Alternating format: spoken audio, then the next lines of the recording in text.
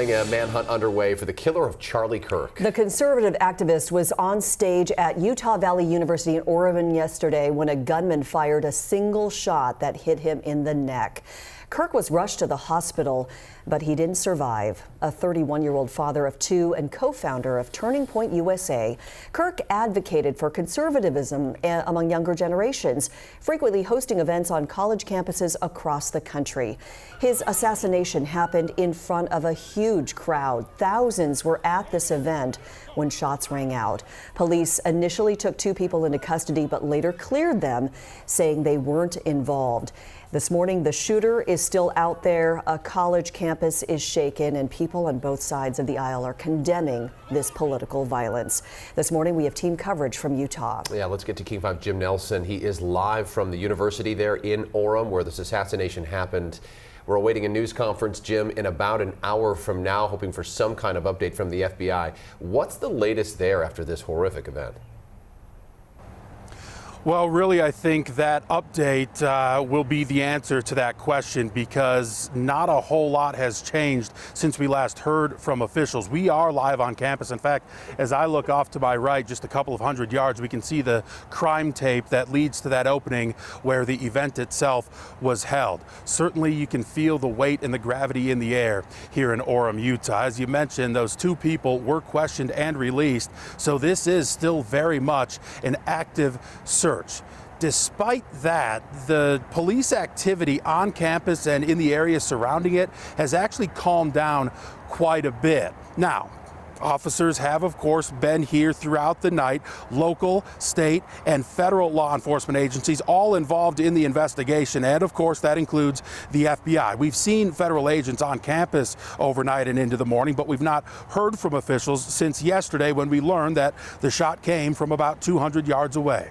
The investigation has been nonstop ever since, and while the campus is closed through the week, students have been dropping off flowers, candles, and other items at a few different memorials. I talked to a Utah Valley junior who attended yesterday's event. It was actually his first time back, and this was around midnight, but his first time back since the event. It felt surreal. I mean, like, I don't know. It felt like the start of hell for me personally, because I thought it was a mass shooting. I thought it could have turned out a lot worse. And again, that student said he was at the event, saw all of it. He at one point during that interview had described seeing the aftermath, some of the things that I'm sure so many people have seen on social media by this point. So again, that update that we expect later this morning will certainly be pivotal, or potentially could be pivotal. We don't know what they will say, because as far as we know, this is still an active manhunt for the shooter. We'll see if anything has changed in the overnight hours. For now, live in Orem, Utah, Jim Nelson, King 5 News. Jim, thanks. We'll check back. Also getting word that the Vice President and Second Lady will be there today to pay respects to the Kirk family. We'll be watching for that too. Also this morning, there are growing memorials across the country for Kirk. Vigils held last night in several states. This was the scene here inside the Utah State Capitol in Salt Lake City, just hours after the shooting. It's only about a half hour from Utah Valley University. And in Sacramento, California, there were prayers and call for unity. Here in Seattle, supporters also gathered for a vigil at Westlake Park downtown. King 5 photojournalist Taylor Schuss was there.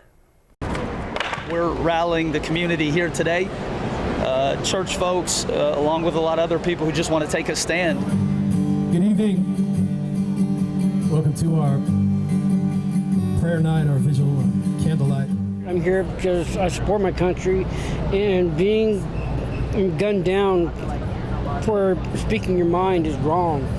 I don't know. I just felt like I should come down here in person, show some support, especially I know a lot of people here probably won't have the same ideas as me. What Charlie did, especially amongst my generation, galvanizing a new generation of young people. We're a country founded on democracy and talking through our problems and our issues. Charlie was speaking on a college campus in Utah.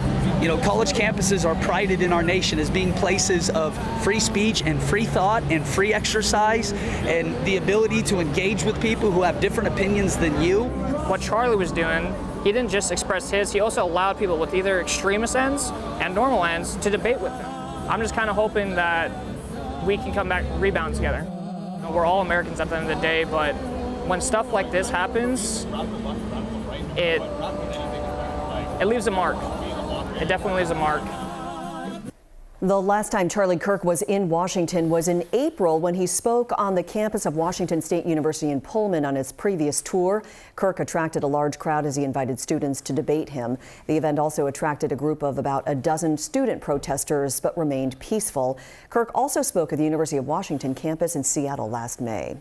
Stay with King 5 for continuing coverage of the killing of Charlie Kirk and the ongoing manhunt for the shooter.